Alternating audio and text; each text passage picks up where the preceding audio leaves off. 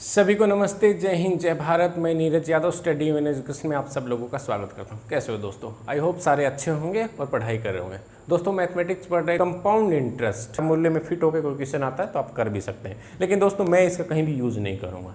साधारण ब्याज में भी मैंने कोई भी फार्मूला यूज़ नहीं किया था, आपको डायरेक्ट जैसे परसेंटेज को बेस मान के करवा रहा था, सेम हल्का सा देखना दोस्तों, आपको लगभग साधारण ब्याज सिंपल इंटरेस्ट की तरह ये क्वेश्चन लगेंगे। ठीक है, चलिए क्वेश्चन के द्वारा भी मैं आपको बीच बीच में बहुत इंपॉर्टेंट चीज़ें बताता रहूँगा। ठीक है, पहला क्वेश्चन आपकी स्क्रीन पे आ रहा है। कंपाउंड इंटरेस्ट का आज से 6,000 रुपये पर 3 साल के लिए 10% वार्षिक दर से चक्रवृद्धि ब्याज क्या होगा? तो दोस्तों जब ब्याज की दर वार्षिक रूप से, कई चीज़ें बताई गई दोस्तों। मैंने अपने जो कंसेप्ट समझा रहा था, मैंने बताया था कि क्वेश्चन को ध्यान से पढ़ो। वो क्या कह रहा है? अर्धवार्षिक, ठीक है, त्रैमासिक, वो क्या कहने की कोशिश कर रहा है कि ब्याज कैसे लिया जाएगा, वो चीज़ बहुत इंपॉर्टेंट होती है। यहाँ पे वार्षिक लिखा हुआ है, 6,000 रुपये का रुपये हमारे पास 6,000 है, ये दोस्तों मूलधन है। ठीक है, ये हमारे पास प्रिंसिपल है। टाइम दिया गया है, समय दिया गया है आपके पास 3 साल।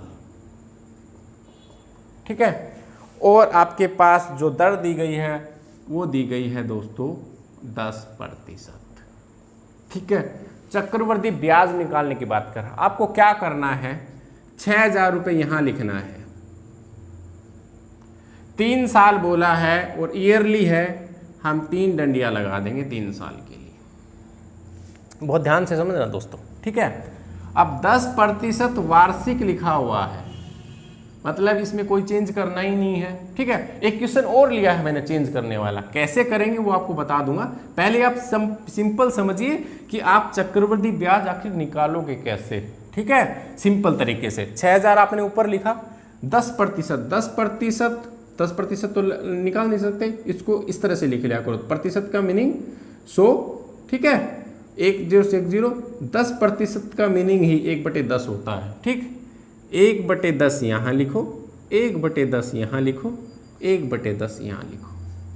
ठीक, अब यहाँ पे क्या लिखना है आपको? इसके नीचे दोस्तों इस 6,000 को 1/10 से गुणा कर दो, जिस विंग में जो लिखा हुआ है उससे गुणा कर दो। 1/10 से 6,000 को आप 1/10 से गुणा करोगे तो 10 से 10 कितने आ गए? 600 यहाँ लिख दो। सेम यहाँ पे भी आएगा 600, सेम यहाँ पे भी आएगा 600। दोस्तों ये क्या आ गया? यही दोस्तों सिंपल इंटरेस्ट आ गया आपके पास। मैंने कल अपनी क्लास में बताया था कि जब भी हम समय को और मैंने दर को दोनों को मल्टीप्लाई कर दिया और डायरेक्ट निकाल दिया था। कैसे? 3 को 10 से मल्टीप्लाई, 3 अपने पास t मतलब समय होता है, r मतलब दर होती है, और दोनों को गुणा करेंगे तो 30% आ जाएगा। 1% कितना होता है? 1% मैंने 1000 बार बता रखा आप लोगों को। 1% की बात करेगा तो 1/100, 2 0 या यहाँ पे दशमलव लगा दिया करो, 60 आ गया। तो 30% कितना हो गया? 30 गुणा में 60 कितना आ गया? 1800। यही तो ब्याज होता है। और अगर 3 साल का पूछा है, क्योंकि सिंपल ब्याज, साधारण ब्याज दोस्तों क्या होता है? बराबर हर साल बराबर ही मिलेगा आपको, ब्याज पे ब्याज नहीं मिलता है। तो 1800 टोटल। तो ये भी कितना है?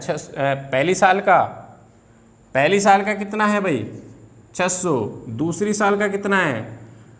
600। और तीसरी साल का, तीनों को जोड़ दो 1800 आएगा। ये साधारण ब्याज है दोस्तों। ठीक, अब आपको इसमें क्या चेंज करना है दोस्तों? अब इसके देखो, इसके आगे कुछ है? ये साधारण ब्याज भाई बाद में लिख लेना, इधर लिख लेना कि ये सिंपल इंटरेस्ट है। ठीक है, 600 को नीचे देखो, इसके नीचे हम क्या लिखेंगे? यहाँ पे कुछ है? कुछ नहीं है, यहाँ पे कुछ नहीं लिखेंगे, ब्लैंक छोड़ेंगे। ठीक, उसके बाद दोस्तों इसके नीचे हम क्या लिखेंगे? इसके आगे कितना है? 600 है, 1/10 से गुणा करके लिख दो, क्योंकि 1/10 ऊपर करते आए हैं, इसको भी 1/10 से गुणा करो। 600 को 1/10 से गुणा किया, कितना आया? 60। तो डायरेक्ट यहाँ पे 60 लिख दो भाई। ठीक, अब यहाँ पे आ जाओ। यहाँ पे दोस्तों आपको क्या लिखना है? क्या दिखाई दे रहा है आपको? एक ये दिखाई दे रहा है, एक ये साल का दिखाई दे रहा है, एक ये 3 दिखाई दे रहे हैं। 3 डब्बे बना लो। ठीक है, यहाँ पे एक डब्बा बनाया था क्योंकि एक दिखाई दे रहा था। यहाँ पे इस 600 के आगे 1 2 3 दिखाई दे रहे हैं, 3 डब्बे बना लो, याद रहेगा आपको हमेशा के लिए। पहले डब्बे में क्या भरना है, इस 600 का कितना आएगा 10%, 1/10 कर रहे थे क्योंकि इसके भी 1/10 है, कितना आ जाएगा, वही 60 आ जाएगा। ठीक है, थोड़ा बड़ा लिख लो, इसका भी 60 आ जाएगा। इस 600 का कितना आ जाएगा दूसरे डब्बे में, इसका भी 60 आ जाएगा क्योंकि भाई 10 से करेंगे। इस 60 का और निकालना है दोस्तों, ये है ब्याज पर ब्याज। इस 60 का भी 1/10 निकालेंगे तो कितना आएगा, 6 आएगा। आप दोस्तों इन सभी को जोड़ दो, ऊपर वाले को तो जोड़ ही दिया 1800, इनको और जोड़ दो, 60 60 60 180 6 186।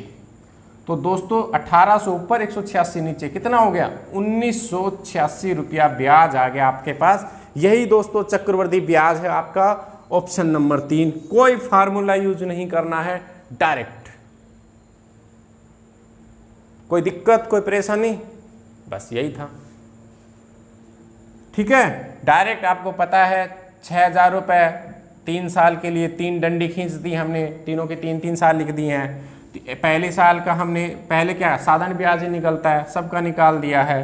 फिर यहाँ पे एक डब्बा बनेगा, लिख दिया यहाँ पे, क्योंकि 1 2 3 डब्बे हैं तो यहाँ पे 3 डब्बे बना दिए हमने, बस यही तो है।